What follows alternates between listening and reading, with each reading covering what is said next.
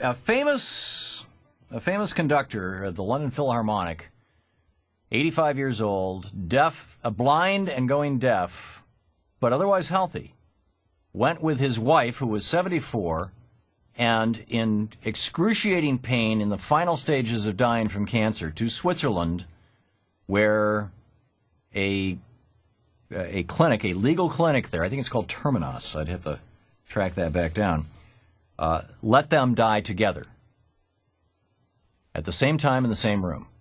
Drink an overdose of barbiturates, go to sleep, and never wake up. Should it be legal? Should it be criminal? Why is the government in the business of our dying? We've certainly been talking a lot about our living. In fact, in the next hour, we're going to be talking about health care.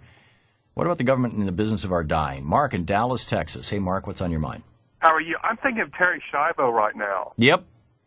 Because, the president, George Bush, couldn't go out and meet Cindy Sheehan at the end of his driveway about the death of her son. But he got in the plane, he flew to Washington to interfere with this very personal family matter. Yes. And then, here we are trying to get health insurance so more people who don't want to die can, maybe be saved by a medical procedure or medication, and then they stand in the way of that, but then they get all upset about us wanting a choice at the end of our lives. This is a pro-choice thing with me also, because it's my life, keep your religious views off my body. Yeah, I absolutely agree. Very well said, Mark. Thank you. Carol in Portland, Oregon. Hey, Carol. Hello. I have some first-hand experience with end-of-life pain and with the Death with Dignity law. I nursed my daughter through, breast cancer, metastasized to bone cancer, which is incredibly, horrifically painful. Yes. And the doctor who was on your show earlier,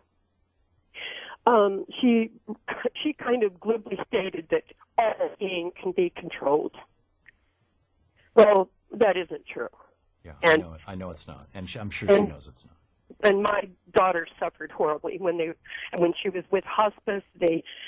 When they came to bathe her, it was extremely, it was awful. Well, we had gone through, she was with hospice. They could no longer treat the cancer. We couldn't even get her, she could no longer walk. We couldn't get her in to the hospital, of course. So we had applied for the death with dignity. She wanted to do this.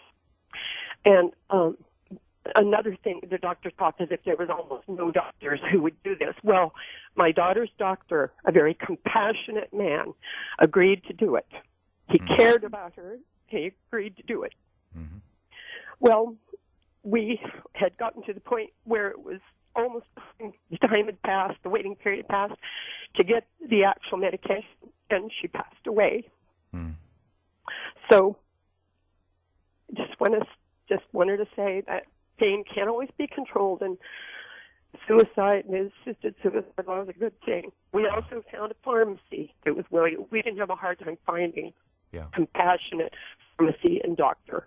Well, I'm glad to hear that it is available in Oregon. I'm very sorry to hear about the pain and death that your daughter experienced. And Carol, thank you for sharing your story with us. Thank you.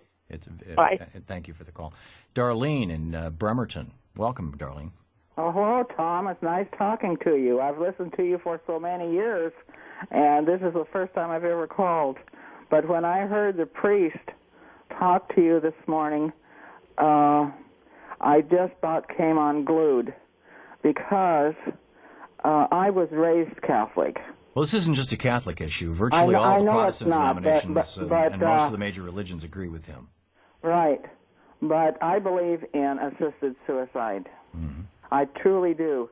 And it's like that other person that said on. It's a personal choice. Mm-hmm. Yeah. It's also because of the expense.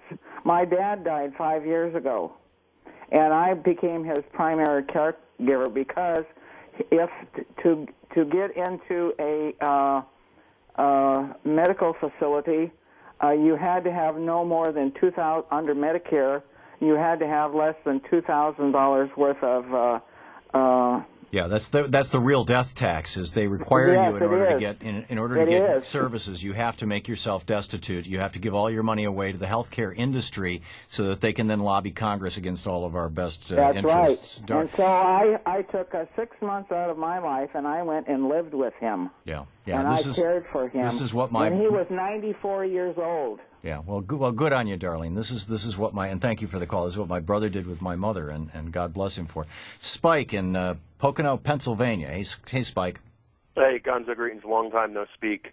Thank you. The caller, not the one just before me, but the one previous, she basically really hit the nail on the head why we should support something like this.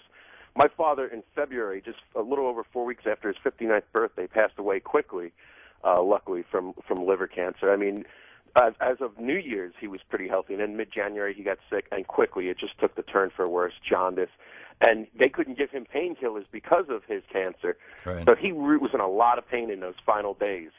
And to be honest with you, I mean, there's also the aspect, a lot of suffering's being caused by our for-profit healthcare industry. I mean, it was the for-profit bureaucrats who fought him getting a lot of treatment early on that might have saved a lot of these problems. Sure. Yeah, if it had been detected early, he could have gotten a liver transplant or something like that. Precisely. I mean, when he had hepatitis, they fought him over his hepatitis treatments.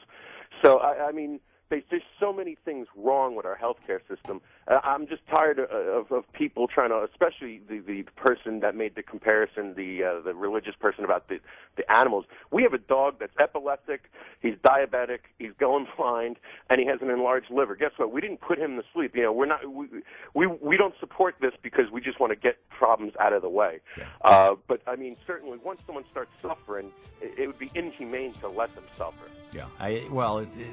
If you're talking about letting them, that would be euthanasia. But if somebody wants to go, I think that they should be able to go. Spike, thanks a lot for the call, and thanks for listening to us there. Coming up next, what I want to know is, why is the government standing between me and my doctor by forcing insurance on me? Right back after this.